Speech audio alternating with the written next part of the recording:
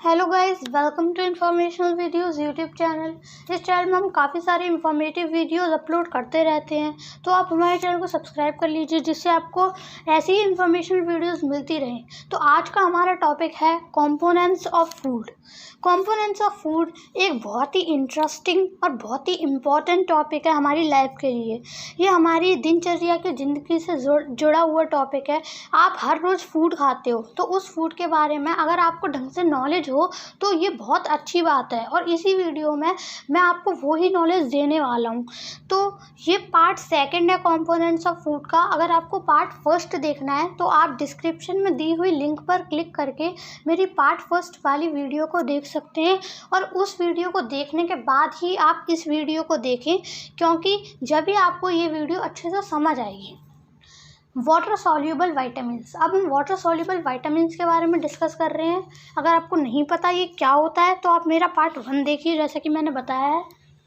Vitamin B9, folic acid, नायासिन, ये किस में हेल्प करता है? हमारे रेड ब्लड सेल बनाने में। हमारा जो ब्लड होता है, ब्लड के अंदर काफ़ी सारे पार्ट्स होते हैं, मतलब ब्लड के अंदर काफ़ी सारी चीज़ें होती हैं, कंपोनेंट्स होते हैं, जैसे कि प्लाज्मा, ब्लड सेल्स और रेड ब्लड सेल्स। तो जो विटामिन B9, फॉलिक एसिड, नायासिन होता है वो हमारे रेड ब्लड सेल को बनाने में मदद करता है। और ये किससे मिलता है? ग्रीन लीफी वेजिटेबल्स से, स्प्राउटेड बीन्स से। विटामिन B12, कोबेलामिन, ये हमारी हेल्दी ब्लड को बनाने के लिए मदद करता है। अब ब्लड और रेड ब्लड सेल्स में बिल्कुल कंफ्यूज मत होना, क्योंकि ब्लड और रेड ब्लड सेल्स दोनों ही बहुत अलग टॉपिक है। ब्लड में ब्लड के सारे कंपोनेंट्स आते हैं, जैसे कि plasma, red blood cells, haemoglobin, और रेड ब्लड सेल सिर्फ ब्लड का एक पार्ट है, और ये हमें मिलते हैं लिवर से, मीट से, एग्स से, मिल्क से। विटामिन C, एब्जॉर्बिक एसिड, ये किस लिए ज़रूरी होता है? हमारे टीथ और हमारे मसूड़ों को, मतलब जिन्हें हम इंग्लिश में गम्स कहते हैं, टीथ और गम्स को हेल्दी रखने के लिए विटामिन C, एब्जॉर्बिक एसिड बहुत ज़रूरी होता है। और ये हमें किससे मिलता है? ये हमें मिलता है खट्टे फ्रूट्स से। खट्टे फ्रूट्स जैसे कि amla, lime, lemon, orange, gooseberry, guavas. Minerals क्या होते हैं? कुछ मेटल्स होते हैं और कुछ नॉन मेटल्स होते हैं, जैसे कि आयरन वगैरह, और कुछ नॉन मेटल्स भी होते हैं। उन सब का जो सॉल्ट होता है उसे ही हम मिनरल्स कहते हैं। और बहुत सारे सॉल्ट होते हैं, जैसे कि copper, zinc, magnesium, iron etcetera. अब हम उन्हीं के बारे में पढ़ेंगे। आयरन हमारे हीमोग्लोबिन को मदद करता है बनाने में। हीमोग्लोबिन किस लिए ज़रूरी होता है? हमारे ऑक्सीजन को पूरी बॉडी में पहुंचाने के लिए, और हमारे जो ब्लड का रेड कलर होता है वो भी इसी वजह से होता है। और ये हमें एग्स, ग्राउंडनट, जगेरी, स्पिनच, माइलेट, जवार, बाजरा, रागी, ग्रीन वेजिटेबल्स, इन सब से मिलता है। आयोडीन हमारी प्रोटीन की फॉर्मेशन में बहुत ज़रूरी होता है। जैसे कि मैंने आपको पार्ट 1 में बताया था कि हमारी बॉडी कुछ प्रोटीन खुद बना सकती है, तो उसने उन्हीं में से किसी एक प्रोटीन या कुछ प्रोटीन्स को बनाने के लिए आयोडीन की ज़रूरत होती है। और थायरोक्सिन को बनाने में भी ज़रूरत होता है आयोडीन। और थायरोक्सिन जो होता है वो हमारी फिजिकल, मेंटल और सेक्सुअल डेवलपमेंट को कंट्रोल करता है। और ये हमें कहाँ से मिलते हैं? Fish, sea food, iodised salt से। कैल्शियम हमारी बोन्स और टीथ को हेल्प करता है बनने में, और हमारी ब्लड क्लॉटिंग में मदद करता है। ब्लड क्लॉटिंग का मतलब होता है, जैसे कि आपने देखा होगा कि किसी की चोट लग जाती है तो उसका खून नहीं रुकता, और किसी की चोट लगने के कुछ मिनट्स बाद या कुछ सेकंड बाद खून रुक जाता है। तो जिसका खून रुक जाता है कुछ मिनट्स या सेकंड के बाद, इसका मतलब उसमें कैल्शियम अच्छी खासी क्वांटिटी में है। और आपको मैंने पिछली वीडियो में बताया था कि ब्लड क्लॉटिंग में हमारा विटामिन के भी बहुत ज़्यादा हेल्पफुल होता है। तो विटामिन के और कैल्शियम दोनों ही बहुत ज़रूरी होते हैं ब्लड क्लॉटिंग में। जिनमें ये अच्छी क्वांटिटी में प्रेजेंट होते हैं उनकी ब्लड क्लॉटिंग बहुत जल्दी होती है। ब्लड क्लॉटिंग का मतलब होता है हमारे ब्लड का जमना, मतलब जैसे हमारे कोई कट लग गया तो खून निकलता जा रहा है, अगर वो कुछ सेकंड या मिनट में जम जाता है, मतलब हमारी बॉडी के अंदर विटामिन के और कैल्शियम बहुत अच्छी क्वान्टिटी में है। लेकिन अगर वो बहुत टाइम ले रहा है, जैसे कि 5 to 10 मिनट्स में भी नहीं रुक रहा है, तो इसका मतलब है कि हमारी बॉडी में कैल्शियम और विटामिन के की कमी है। फॉस्फोरस हमारी बोन्स और टीथ को बनाने में हेल्प करता है, और ये हमें मिल्क, बाजरा, रागी, नट्स, ग्रीन वेजिटेबल्स, फिश और मीट से मिलता है। सोडियम और पोटेशियम। सोडियम और पोटेशियम हमारी बॉडी फ्लूइड्स को मेंटेन करने में काफ़ी मदद करते हैं। जैसे कि आपने सुना होगा कि हमारी बॉडी मोर देन 70% या ऑलमोस्ट 70% हमारी बॉडी वाटर से बनी है। तो जो वाटर है वो हमारी बॉडी में बॉडी फ्लूइड की तरह एक्ट करता है, तो उसको मेंटेन करने का काम सोडियम और पोटेशियम करते हैं। और भी कई सारे बॉडी फ्लूइड होते हैं जिनको मेंटेन करने का काम सोडियम और पोटेशियम करते हैं। और ये हमें कहाँ से मिलते हैं? Common salt, vegetables, milk. Fluorine मदद करता है, जो हमारे वो जो हमारा वाटर होता है उसके अंदर फ्लोराइन प्रेजेंट होता है। और ये हमारी किसी में मदद करता है, हमारा जो नर्वस सिस्टम होता है उस नर्वस सिस्टम की प्रॉपर फंक्शनिंग में। जैसे कि आप किसी ऑब्जेक्ट को टच करके बता सकते हो ये हॉट है या कोल्ड। ये आपको इसलिए पता चलता है क्योंकि आपकी नर्व्स आपके ब्रेन को सिग्नल सेंड कर देती हैं, जिससे आपको पता चल जाता है वो ऑब्जेक्ट हॉट है या कोल्ड है। वाटर, जैसे कि आपने सुना होगा कि वाटर हमारी लाइफ के लिए बहुत ज़रूरी है। और हमारी 2/3 जो बॉडी वेट होता है, मतलब हमारी बॉडी का 2/3 वेट जो होता है वो वाटर की वजह से होता है। और मोस्ट ऑफ द फ्रूट्स और वेजिटेबल्स के अंदर वाटर होता है, चाहे आपको पता चले चाहे ना चले। वाटर ज़रूरी होता है। न्यूट्रिएंट्स और केमिकल्स जो हमारी बॉडी में होते हैं एक जगह से दूसरी जगह पहुँचाने में मदद करता है हमारी बॉडी में। जी हाँ, आपने सही सुना, केमिकल्स भी होते हैं। हमारी बॉडी के टेम्परेचर को मेनटेन करता है वाटर। और जो हमारी बॉडी वेस्ट होती हैं उन्हें एज अ यूरिन फॉर्म बाहर निकाल देता है। और हमारे बॉडी में कुछ रिएक्शंस होते हैं और उन्हें हम बायोकेमिकल रिएक्शंस कहते हैं। उनको कराने का एक माध्यम भी वाटर होता है। ब्लड में बहुत ज़्यादा क्वांटिटी में वाटर होता है, लेकिन जब हमारे अंदर पानी की कमी हो जाती है, बहुत ज़्यादा पानी की कमी हो जाती है, तो हमें डिहाइड्रेशन होने लगती है। और जब हमारा पूरी डाइजेशन के प्रोसेस के बाद जब हमारा जो वेस्ट मटेरियल बच जाता है तो वो बाहर निकल जाता है। तो जो वेस्ट मटेरियल बचता है उसे ही हम रफेज कहते हैं।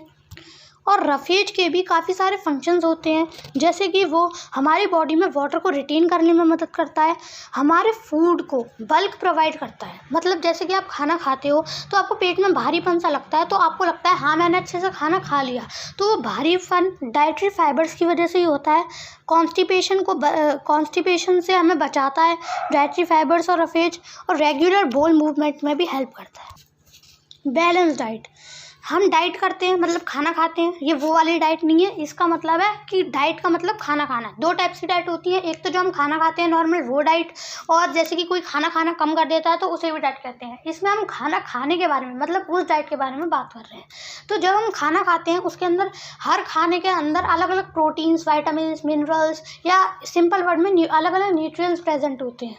तो जब हम ऐसा खाना खाते हैं जिसमें हर क्वांटिटी में जो हमें चाहिए होता है वो प्रोटीन, वाइटामिन्स, वो न्यूट्रिएंट्स प्रेजेंट हो, मतलब जितनी क्वांटिटी में हमें न्यूट्रिएंट्स चाहिए उतनी क्वांटिटी में न्यूट्रिएंट प्रेजेंट हो, उसे हम बैलेंस डाइट कहते हैं। और बैलेंस डाइट में अप्रॉक्सीमेटली क्या क्या होना चाहिए वो मैं बता देता हूँ। 60% कार्बोहाइड्रेट होना चाहिए, 15% फैट होना चाहिए, 25% प्रोटीन होना चाहिए, और थोड़ी थोड़ी क्वान्टिटी में मिनरल्स, वाइटामिन्स और रफेज होना चाहिए, और सफिशेंट वाटर होना चाहिए। अब ये जो बैलेंस डाइट है ये ज़रूरी नहीं है कि हर कोई सेम डाइट फॉलो करे। जो बॉडी बिल्डर्स होते हैं, जिमर्स होते हैं, जो जिम करते हैं, उनके लिए अलग डाइट होती है, एक नॉर्मल पर्सन के लिए अलग डाइट होती है, और जो लेबर्स वगैरह होते हैं उनके लिए अलग डाइट होती है। तो हर किसी की बॉडी के हिसाब से, हर किसी के काम के हिसाब से अलग अलग डाइट होती है। जो मैंने आपको डाइट बताई ये एक नॉर्मल पर्सन की डाइट के हिसाब से बहुत अच्छी डाइट है। और जैसे कि हम कुकिंग करते हैं तो कुकिंग करते समय हमें कुछ सावधानियां बरतनी चाहिए। जैसे कि कुकिंग से हमारा टेस्ट इम्प्रूव होता है फूड का। आप कच्चा फूड खाओगे तो कम टेस्ट आएगा, पका हुआ खाओगे तो ज़्यादा आएगा। लेकिन जब हम खाने को बहुत ज़्यादा ही पका देते हैं तो उसमें से जो न्यूट्रिएंट्स होते हैं वो चले जाते हैं। जैसे कि जला हुआ खाना, तो अगर हम जला हुआ खाना खाते हैं तो उसके जो न्यूट्रिएंट्स होते हैं वो पूरी तरह चले जाते हैं, क्योंकि हम उसे बहुत ज़्यादा ओवर कुक कर देते हैं। तो हमें ओवर कुक खाने को नहीं करना है। और बहुत सारे जो प्रोटीन्स होते हैं और जो मिनरल्स होते हैं वो हम पानी डालते हैं, जैसे कि कुकिंग कर रहे हैं उसमें हम पानी डालते हैं, तो अगर हम बहुत ज़्यादा ही पानी डाल देंगे तो उसमें कुछ प्रोटीन्स और जो मिनरल्स होते हैं वो चले जाते हैं। कहाँ चले जाते हैं? पानी के अंदर। फिर हम उस पानी को या तो फेंक देते हैं या यूज़ भी करते हैं। तो कुछ जो प्रोटीन्स और मिनरल्स होते हैं या तो वो पानी के अंदर चले जाते हैं या पानी के अंदर घुल के वो ख़राब हो जाते हैं। तो हम पानी का यूज़ करना चाहिए कुकिंग करते समय, लेकिन ओवर यूज़ नहीं करना चाहिए। जो विटामिन सी होता है, जब हम कुकिंग में हीट करते हैं, हीट तो हम करते हैं ये कुकिंग हीटिंग में, लेकिन हम जब ओवर हीट कर देते हैं, जैसा कि मैंने आपको पहले ही बताया था, तो सारे न्यूट्रिएंट्स डिस्ट्रॉय हो जाते हैं, लेकिन स्पेशली विटामिन सी। और हमें खाने को, जब हम पकाते हैं खाना, तो उससे पहले हमें खाने को धो लेना चाहिए अच्छे से, और उससे अच्छे से छील लेना चाहिए। लेकिन जब हम छीलते हैं तो उसका जो छिलका होता है, जैसे कि एप्पल है, एप्पल को अगर आप छील के खाओगे तो उसका जो छिलका होता है, उसके छिलके में भी कुछ वाइटामिन्स या प्रोटीन्स होते हैं, तो वो चले जाते हैं। लेकिन अगर आप उसे ओवर वॉश कर दोगे तो भी वो चले जाते हैं। तो इससे कुछ चले तो जाते हैं वाइटामिन्स वगैरह, लेकिन इससे हमें फ़ायदा भी होता है, क्योंकि उसके ऊपर जो बैक्टीरियाज वगैरह होते हैं तो वो धोने से साफ़ हो जाते हैं। तो हमें खाने को धो लेना चाहिए, लेकिन अगर खाना एकदम क्लीन है तो हम उसे खा सकते हैं। और अगर हम ऑयली और स्पाइसी फूड बहुत ज़्यादा खाते हैं, खाने की मना नहीं कर रहा हूँ, जब आप बहुत ज़्यादा खाते हो तो उससे क्या होता है, आपके अंदर ओबेसिटी हो जाती है। मतलब आप कहते हो ना, चर्बी बढ़ जाती है, तो वो चर्बी ही बढ़ जाती है। उससे बहुत कुछ इंसान बहुत ज़्यादा मोटे हो जाते हैं, क्योंकि वो बहुत ज़्यादा ऑयली और स्पाइसी फूड खाते हैं। आप ऑयली और स्पाइसी फूड खा सकते हो, लेकिन बहुत ज़्यादा नहीं खाना चाहिए, ताकि आपको ओबेसिटी ना हो। अब हम पढ़ेंगे डेफिशिएंसी डिजीज़ के बारे में। डेफिशिएंसी डिजीज़ को हम न्यूट्रिशनल डिसऑर्डर भी कहते हैं। और बहुत सारी डेफिशिएंसी डिसीज़ होती हैं, जैसे कि प्रोटीन से होने वाली डेफिशिएंसी डिजीज़, कार्बोहाइड्रेट से होने वाली डेफिशिएंसी डिजीज़, मिनरल से होने वाली डेफिशिएंसी डिजीज़, विटामिन से होने वाली deficiency disease and etcetera. Deficiency of carbohydrate, carbohydrate की कमी से, डेफिशिएंसी का मतलब होता है कमी, कार्बोहाइड्रेट की कमी से हमें बहुत सारी डिजीज़ हो सकती हैं।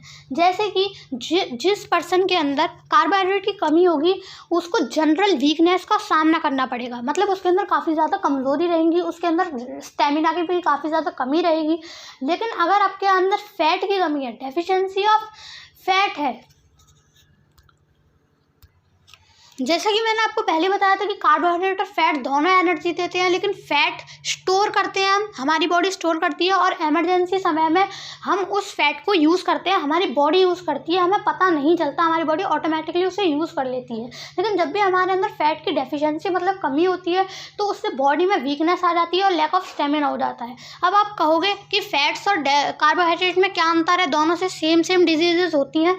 तो मैं आपको ये बताना चाहता हूँ कि दोनों में एक मेन अंतर ये है कि फैट भी हमें प्रोवाइड करता है एनर्जी, कार्बोहाइड्रेट भी, लेकिन फैट हमारी बॉडी के अंदर पहले स्टोर होता है, फिर स्टोर होने के बाद जब इमरजेंसी सिचुएशन होती है तो हमें एनर्जी प्रोवाइड करता है।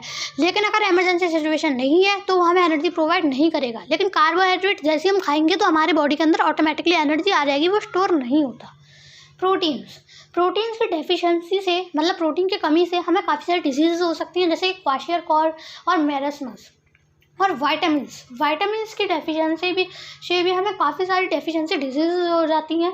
जैसे कि विटामिन ए की अगर कमी होगी तो हमें रात में अच्छे से नहीं दिखेगा। जैसे कि आप देखते होंगे कि रात होते ही कुछ लोगों को दिखना एकदम बंद हो जाता है, तो ये विटामिन ए की वजह से होता है। विटामिन B1 की कमी होगी तो हमें बेरी डिजीज़ हो जाएगी। इसका मतलब होता है हमारे लेग्स में स्वेलिंग और पेन होगी।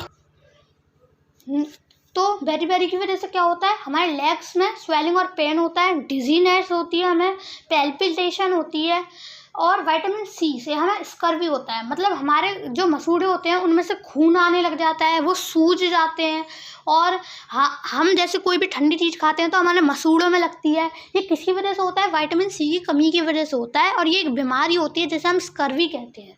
विटामिन डी से हमें रिकेट्स हो जाता है, इससे हमारी जो हड्डियाँ होती हैं वो मुड़ जाती हैं एकदम। और विटामिन के की वजह से हमें हेमोरेज होता है, मतलब हमें कोई भी चोट लगती है तो उसमें से बहुत ज़्यादा ब्लड निकलता है। जैसे कि मैंने आपको पहले बताया था, विटामिन के हमारी ब्लड क्लॉटिंग में हेल्प करता है। लेकिन अगर आपके अंदर विटामिन के की कमी है तो आपको हेमोरेज नाम की बीमारी हो सकती है। डेफिशिएंसी ऑफ मिनरल की डेफिशिएंसी से हमें काफ़ी सारी डेफिशिएंसी हो सकती हैं, डेफिशिएंसी डिजीज़ हो सकती हैं। जैसे कि थायराइड ग्लैंड, जो हमारा गला होता है, गले के अंदर एक ग्लैंड प्रेजेंट होता है जिसे हम थायराइड ग्लैंड कहते हैं, और उसे हम गोइट्री भी कहते हैं। तो वो फूल जाता है जब मिनरल की कमी होती है। हमारे उस ग्लैंड को क्या चाहिए होता है, हमारे उस ग्लैंड को मिनरल चाहिए होते हैं, लेकिन हमें मिनरल नहीं मिल पाते तो वो फूल जाता है। तो गाइस, अगर आपने यहाँ तक वीडियो को पूरा देख लिया है और पार्ट 1 भी देख लिया है तो कंग्रेचुलेशंस आपको कि आपको बहुत ज़्यादा नॉलेज हो गई है कंपोनेंट्स ऑफ फूड के बारे में। तो अगर आपको ऐसे ही इन्फॉर्मेशनल वीडियोस चाहिए तो हमारे चैनल को सब्सक्राइब कर दीजिए, इस वीडियो को लाइक कर दीजिए और कमेंट में हमें ज़रूर बताइए कि आपको किस टॉपिक के ऊपर अगली वीडियो चाहिए। और अगर आपको ह्यूमन डाइजेस्टिव सिस्टम के बारे में भी जानना है तो भी उसके ऊपर मैंने वीडियो बना दी है, वो भी आप डिस्क्रिप्शन में दी हुई लिंक से क्लिक करके आप देख सकते हैं। Thanks for watching friends, good bye.